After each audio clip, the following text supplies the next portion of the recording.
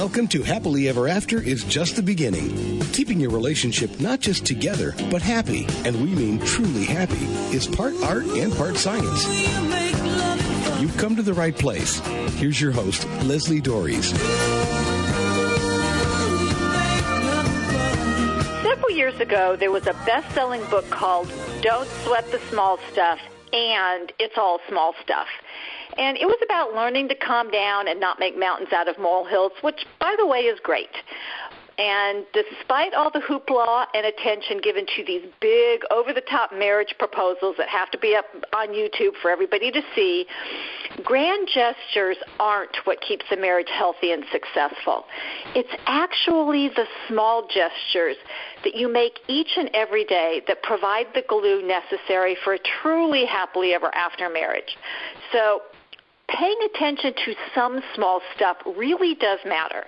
And so to talk about a few things that can make all the difference in your marriage, I'm joined by blogger, fellow wife, and fellow mom, Leah Hefner. So, Leah, thanks so much for being on the show to talk about this from a really practical, personal perspective. Oh, well, thanks. That's a big compliment. I really appreciate that. Praise God. All right, cool. So, part of it, I find my guests all over the place, and a lot of places that I look, is I read other bloggers. I read what other people are having to say about marriage. And you recently wrote an article called 3 Simple Things You're Forgetting in Your Marriage that I actually found to be quite profound. So before we get into talking about those individual things, I thought we might talk about that forgetting part. And, I've been married for 31 and a half years, been with my husband for 32 and a half. Congratulations. Yay. Yeah, I can live to tell about it. And, and I'm always amazed by the things that people forget. And sometimes I'm actually really appalled because doing what I do for a living as a marriage coach, some of the things that people say to each other, it's like, oh my gosh, this is the person you promised to love and honor and cherish until death, and you're not very honoring because those words would never come out of my mouth. So, but I think we tend to forget. So, what was that like for you, and why is it important? Oh man, that's a really good question, and I don't know that there's a point in time that I could say like, oh, I forgot at this day, and then, oh, I remembered at this day. I think the reality of all parts of life is that as we move into different seasons, things look different. And so unless we are intentional, the things that are the most important don't go with us. Actually, my husband and I were just talking about this, I think at breakfast this morning or maybe at dinner last night, and I can't remember which one it was because I forget, we were just talking about how that's a true thing in the Bible too. So like we were reading to our kids out of Luke, and we were doing where Peter denies Jesus, and we're like, Jesus tells Peter that he's going to deny him, and Peter's like, I would never do that. And then all the things happen in the Garden of Gethsemane, and then Peter denies Jesus, and then he's like, oh yeah, I just remembered that Jesus said that already. And I was like, how often does this happen? That like we know this thing, it's right there in front of us. And then life happens, and it feels crazy, and then the natural consequence of whatever happens, and then we're like, oh yeah, I remember that. Oh shoot. And so, like, I saw that played out in my own marriage when, when things started changing, when we got into a hard and busy season, and then I realized that like those words that I was using, those honoring words, those cherishing words, weren't coming out of my mouth easily, and I had to like work on rewiring those to make those the basis again, the remembered things instead of the forgotten things. Right, because it's really interesting, and sometimes I wonder if it's really a question of forgetting as opposed to maybe possibly getting a little complacent and lazy. Because, I talk about, the please and thank you, magic words that we teach our kids, except sometimes we forget to say those to our life partners. And, as I tell people, I don't need my husband to thank me every day for dinner, but I'm really glad that he notices that, the dinner doesn't just magically appear on the kitchen table. Not only did I make the dinner, but I also usually went out and bought the food, and then I also need to remember to thank him for providing that opportunity for us to be able to, pretty much buy the kinds of food we want to have and that I can fix. And it's, and I think it's really easy to get really complacent in this whole, I guess, familiarity breeds contempt, and the whole, taking each other for granted that, you're just always going to be here, and I don't really need to make that the effort that we usually do when we first meet, or maybe in our first, in the first wonderful years of being together as a couple. Does that resonate in any way? Well, yes, I will give you complacent for sure. But I think maybe 7 years in with 4 little kids, sometimes I'm so tired. Or not just physically tired, but mentally tired. I answer, a million questions a day. Same thing. I get the food, I make the food, I do the nap times, and I'm not saying that my husband's not involved in those things, because he totally is. But there's a lot going on, and I realized at this about when I started realizing that I was forgetting these things that were just basic things to our relationship, was when I realized that my mental and emotional capacity was too full. I think a lot of times that we look at the calendar and we say, hey, I have room for these activities because my time slots are not filled up yet. And for me, I've learned that my time slots fill up a lot. There's a lot of time slots empty on my calendar when my brain and my heart are too full. And I need to honor what my brain and my heart are saying. So sometimes that is swinging the opposite way. Sometimes that is I am vegged out on the couch. I am being lazy in the physical keeping of my home, the actual keeping of relationships. And sometimes that is the opposite end. I am burned out, touched out, tapped out, and I don't know how to tap into being intentional without that muscle memory to kind of carry me to do this activity. Same thing with that idea with anything. The more you do it, the more that you want to do it, and the less that you do it, the less that you want to do it. When I get to the point of less, then I have to be let's kick this into gear, and that's on either side of the spectrum, whether that's because I'm tapped out or because I'm just choosing not to engage that way.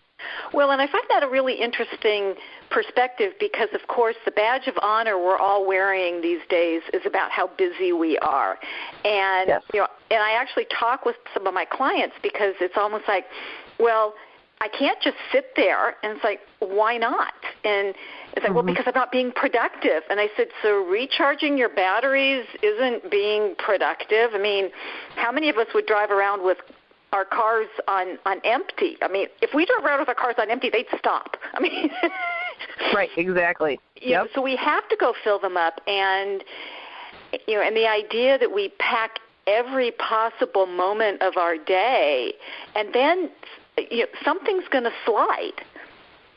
Yeah. And unfortunately, I think a lot of times what slides, especially when we have small children, and thank goodness mine are pretty much fully grown. So there's hope, people. There's hope. But, especially when we have small children who require, attention. And it's hard sometimes to figure that out, and I always talk about trying to find balance because I hate the concept, I really detest the phrase,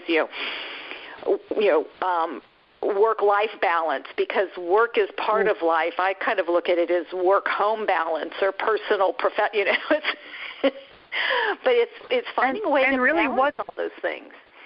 And really what's balance implies that it's equal, that work is equal to our home life, is equal to this. And for us, as we've kind of gone through this, and this is totally, something that we've learned by the grace of God, a book that we read and something that we really respect in this area was do you want your work life at the center and your family around that, or do you want your family life at the center and your work around that?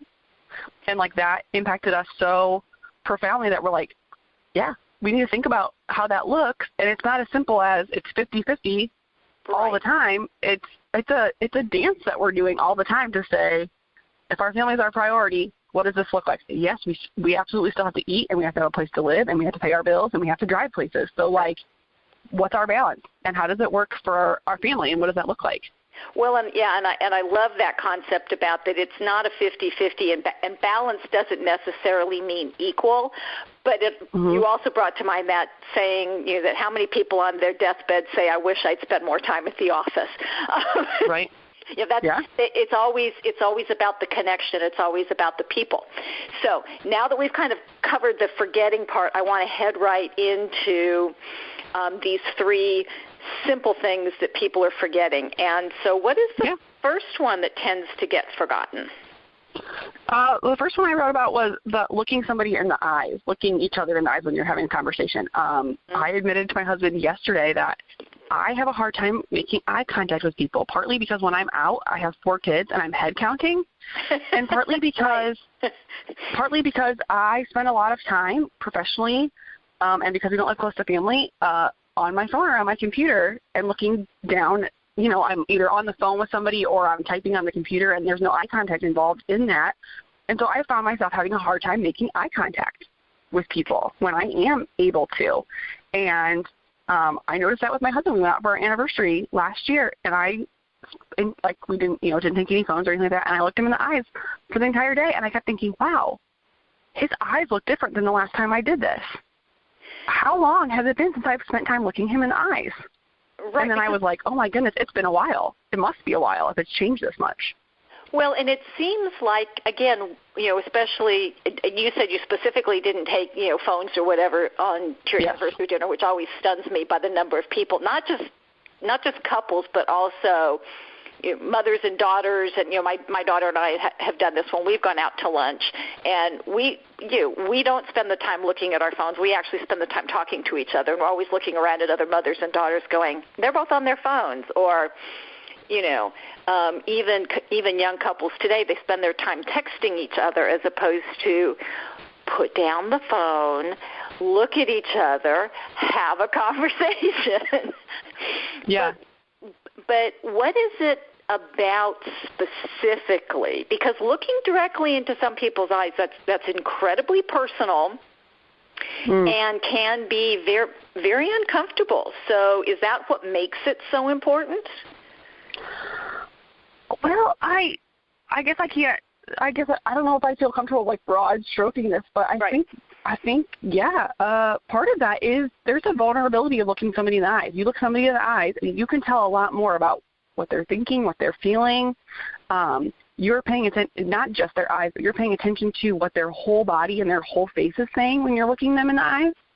And that gives you a lot more context into what they're saying behind what their words are saying. I can say the exact same words a bunch of different ways, but my face is going to tell you a lot about what those words mean to me. Is this something that's important to me? Am I excited about this? Am I sad about this? And so having that willingness to look somebody in the eyes and have that vulnerability with them, I think it is part of what makes it so important. Well, I think it goes back to the old adage about windows, or I saw the eyes of the windows to the soul. And you're right. It's really hard to hide thoughts, emotions. If you're actually looking into each other's eyes, exactly. There's no hiding place, and I think that's one of the things that's scary about it, but also one of those things that really connects us. And it is kind of a example of trust. I'm trusting you, and you're trusting me, and we're actually connecting on that deeper level. Yeah, for sure. I agree. I'm trusting you with my peace, with my vulnerability here that I'm giving you. I'm trusting you with the feelings that I have while we're making eye contact, that you can have them and that I can trust you with them. Yeah. So this is Happily Ever After is just the beginning on webtalkradio.net. I'm Leslie Dories, and I'm talking with blogger, fellow wife and mother Leah Hefner about how it's the little things that we do in marriage that will determine its success. So if you feel disconnected from your spouse, it might be because some of the small but really important loving behaviors have fallen by the wayside. And if you'd like help reconnecting with your spouse, then I encourage you to take action right now. Take a moment, jot down this phone number, 919-924-0463. That's my number. Or you can send me an email at Leslie, Lesli, at foundationscoachingnc.com. That's FOUNDATIONS, coaching, N as in Nancy, C as in Charlie.com, and take advantage of my free, no obligation, Create Your Happily Ever After marriage strategy session. Because as we're talking about today, these are simple and relatively easy, although sometimes looking in somebody's eyes isn't always as easy as we make it sound. But these are very simple ways that you can reconnect, stay connected with your partner, and that's really going to help you ride out the tough times that all marriages have. And so now I want to get back to talking with Leah about these three things. And, I love number 2 because you mentioned the importance of touch in this piece, as well as another one you just wrote called If You Give Your Husband a Kiss. I love that one, so people go read it. Why do we stop touching each other, and what happens when we start again? Well, okay, so one of my favorite stories is that when my husband and I, the first time my husband and I kissed, I remember texting my sister and saying to her, I'm going to have to buy stock and chapstick because, I just have no desire to not kiss this man. He's so wonderful. And so, right. But, we don't get to kiss like that anymore. We have 4 kids and a business and 23 chickens and a partridge in a pear tree. So, we don't get to do that anymore. And so, it's easy to stop because, again, life, and as moms with little kids, if that's your reality, that's my reality.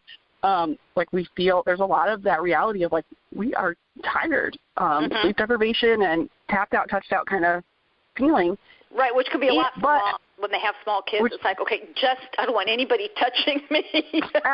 Absolutely, yes, because you just get to a point at the end of the day, and I said before, when we were first talking, a lot of people just assign the love language of physical touch to men because they think, physical touch is sex, that's men, and I can't, that's the box I have it in. I can tell you that my love language is physical touch, and and even with that, I can get touched out in a day by the tapping, the mom, mom kind of touching, as opposed to the connective touching of putting his hand on my arm, or holding hands, or just sleeping in proximity on the bed where our legs, our feet are touching, instead of each on our own pillows, kind of on our own side. And what restorative quality that has, because it's not just the physical touch, covers this whole multitude of anything. It's because that physical proximity reminds us that we have emotional proximity. It's because that, again, that vulnerability in kissing and touching grows vulnerability in our emotions and in our thoughts. And I can trust him to care for me, in that. I can grow trust in that. I can grow trust in how I think about these things or how I feel about these things, and share those with him too. And I love the distinction between types of touch and I think that this is one of the challenges in relationships, is that, sometimes we're being touched. There's nothing quite like a little kid wrapping their arms around your neck, saying, "I love you, mommy." That's Right. That's $1 million right there. Right. That's that can carry for a long time, but that's not always the way our kids touch us. Sometimes they're grabbing us. Sometimes, I used to, when my daughter was little, she used to grab my hair, and then I would just hold her hair, and I said, "I'll let go of yours when you let go of mine." I wasn't pulling her hair, but it was just okay, this hurts. Stop. This is not a pleasant touch. Or they pinch you, or or slap at you, or whatever. That's all touch, just not necessarily great touch. And then there's also touch that is meant to be sexual or that kind of intimate, as opposed to the intimate touch of just when I walk by my husband, I just touch him on the shoulder, or he pats me on the back, or what, just that gentle kind of connecting touch. And I think people can get really confused about what type of touch it is, which is why I always tell people you have to touch each other in different ways, that sometimes it's appropriate for sexual touch, but if the only time that somebody ever gets touched is when the other person wants to be physically intimate, then you could end up with this distancing, because that's not really necessarily connecting touch. It can be, but not always. Does that make any sense? Oh, totally. Yeah. It's, again, like, it's one of those things that, like, when you are completely rested and your capacity levels are all, like, in a good spot, it's easy to know that. But when you're, tapped out and touched out and emotionally or mentally kind of drained, that restorative touch of, like, I'm here with you kind of touch. Like, we're doing this together kind of touch, as opposed to, like, I want something from you kind of touch. Then it makes a huge difference in building that connection between the two people. Right, and it's really interesting because I was also talking just the other day to somebody, and I don't know where this statistic came from, but if it's true, we're all in a lot of trouble, because what she was saying is that because the way human beings are designed, we're designed to be hugged like 10 times a day. That's what our kind of our soul needs. I'm going, oh boy, is that not happening? Oh yeah, I've heard that too. I don't know where I heard that, but I've heard that too. Okay, and so I love being hugged. So yeah. Well, I do too, and it's funny because even when my son was younger, I would tell him, it's like, you either hug me at home or I will hug you out in public. But I will hug you. I'm just giving you the option of when you do it. So and he goes, when you would like your choice on the when. Right? Yes. Yeah, you get the when, but he goes, okay, fine. But it's that same kind of thing, because I was hiking with a friend yesterday, and we were stepping over this. I don't even want to call it a stream because it wasn't even that big, but we had to step over something, and he just automatically turned around to give me his hand to help me over. I mean, it's that kind of touch, I think, that you're talking about, right? Kind of does that. Yeah, and even as you say that, I'm like, I have two choices of how to react to that touch, right? Mm-hmm. I can say, like, I don't need your help, or I can say, like, he has my best interests at heart, and he cares about whether I slip off this rock or not. Exactly. Oh, and and how we interpret it is so profound. Yeah. And I think that when we continue to do it in our relationships, we maintain, as you said before, that this is somebody who has my best interests at heart, who cares about me, who's letting me know we're in this together. And so I think that's a really critical part.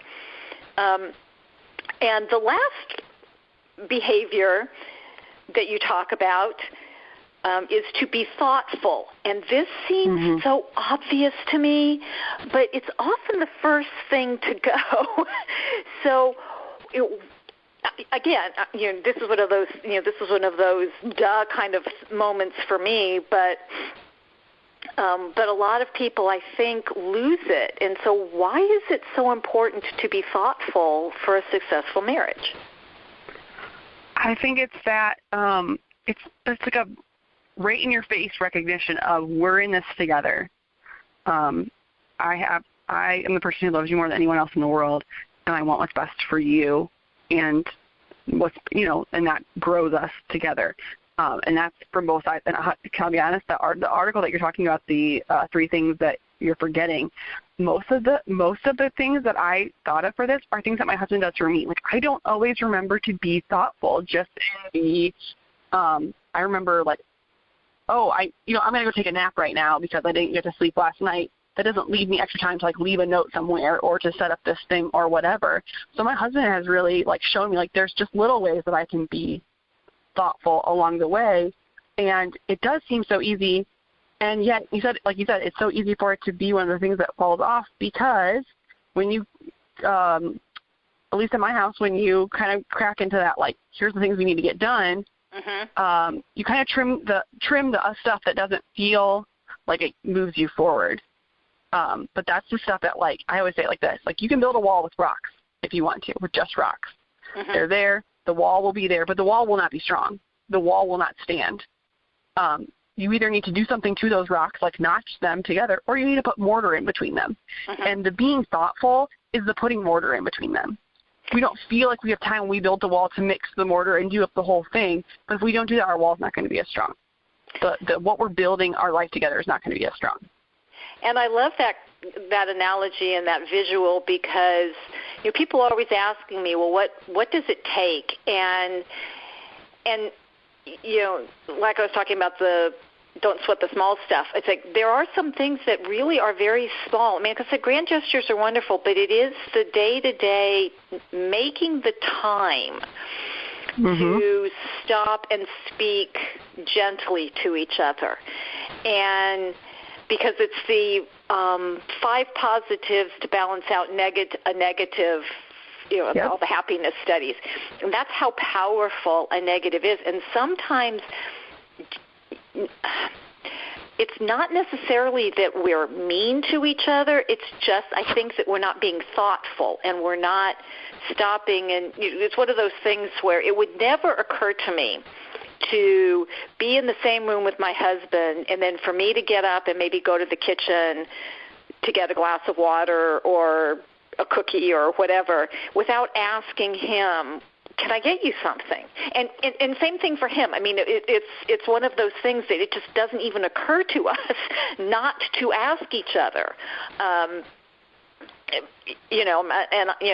on occasion I've had to, a while back, I had to ask him because he would go to bed but not tell me he was going to bed, and suddenly it's like, where did he go? And then I'd go upstairs and he'd be in bed, and it's like, could you just let me know that you're going upstairs? It's like, it's not, it's just kind of, to me, that's just thoughtful. It's like, wait, where'd my husband go? And can I say that's a big one, is like sometimes I don't even know that, like, we don't even mean to not be thoughtful, and sometimes we don't even know that we're not being thoughtful. Like, sometimes some people are like, oh, my husband does that. He will go, like, outside to, like, start working on the garden. And I'll be like, where did he go? Where did he go? Yeah. And I'll be like, what is going on? And then, like, an hour later, I'll come in the house. I'm like, where were you? He'll be like, I was outside. Okay. Just, I'm not, like, I don't want to babysit your time. I just wanted to know where you were. Like, in case, like, I needed you for something or whatever, or, I could come out and help you or whatever. And I think that's maybe the difference between, like, 7 years of marriage, 31 years of marriage, people who just got married. Those are conversations that, like, you're going to have along the way as you grow and as you change as people. Like, hey, this is a way that, like, I didn't even know that it bothered me that you think about this differently. Hey, could we talk about this? Because you think about it differently, but to me it says thoughtful or not thoughtful. Well, and some things we need, like the garden thing, I just need to get over. I mean, I do think that's important, because what I might find thoughtful, my partner might find annoying, or vice versa. And it's like, okay, yeah, you don't really need. That's not necessary. And so I think that's a communication thing, because we are different. It goes back to what you were talking about earlier about the love languages. I mean, we are different human beings. We have different experiences. We have different desires, and being able to share them. So, okay, it's. I mean, I still have, this is one of those things that I just have never been able to break my husband of the habit, because we got together long before there were cell phones. So, so one of my things is, I want to know where people, if you're not going to be where you said you were going to be at the time you said you were going to be there, can you just call me and let me know? It's like, I don't necessarily really care where you are up to a point, but if you're going to be late or something, just let me know. And, because his thing is, well, I know I'm okay. I'm going, great. I know you're okay. I don't know you're okay. I don't know that. I don't have that same information. Yeah, I've actually called the State Patrol on him twice, eons ago, back before cell phones, because we lived in a place where it snowed and he was gone. I'm thinking, oh my gosh, he slid off the road, And they're going, no, ma'am, there's no accident. It's like, okay. No, ma'am, that did not happen. Oh, yeah. And that's just one of those things. And so I think it's like anything else, we need to share that information with each other. But, and I think it goes back to something that you said, which was so important about that this is an important relationship, and what do we need to do to keep it that way? So, and these are just some of the things that form that glue. Yeah, and specifically on the being thoughtful one, I think that it's easy for us to have this ideal and idealized view of what being thoughtful, quote unquote, means, and that means that like they're tuned into all of my needs and they know all of my expectations and they're fulfilling all of my expectations without being asked and all of those things. The gardening mind reading school of marriage. Mm-hmm. Yes, mind reading. Yes.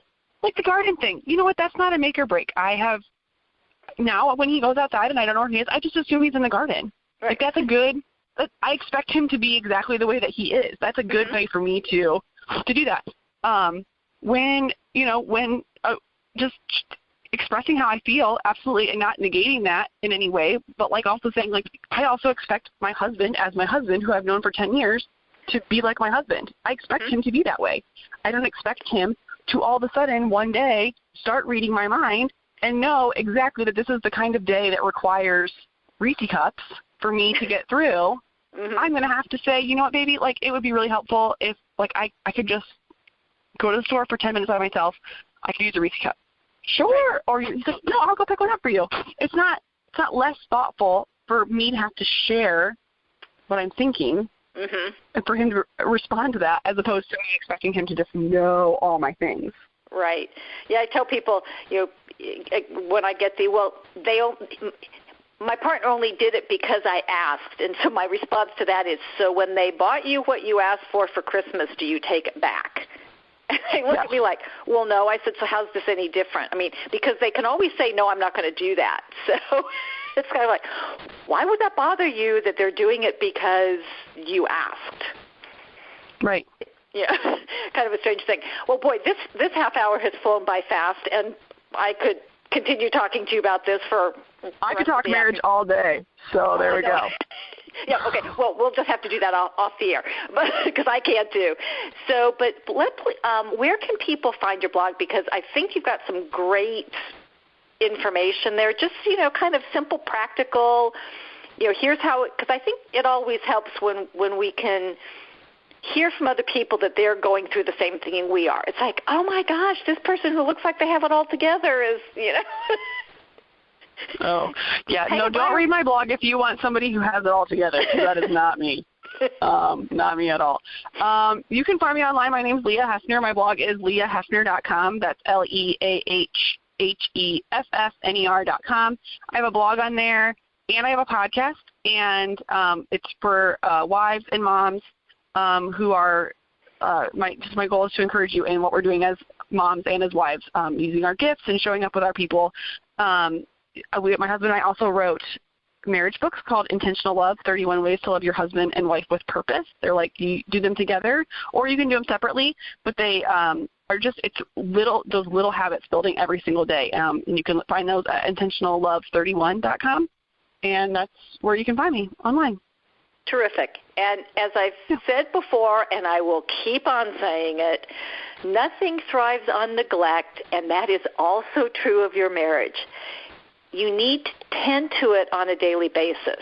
Now, how much attention it gets may vary from day to day or year to year based on what else is going on in your life, but it must get some attention or it's going to die. And we tell people what our priorities are by how we spend our time. And if you aren't giving your marriage time, you are making a statement. So you don't need grand gestures. You just need small, consistent ones. So keep doing those loving things with each other. And until next time, stay loving.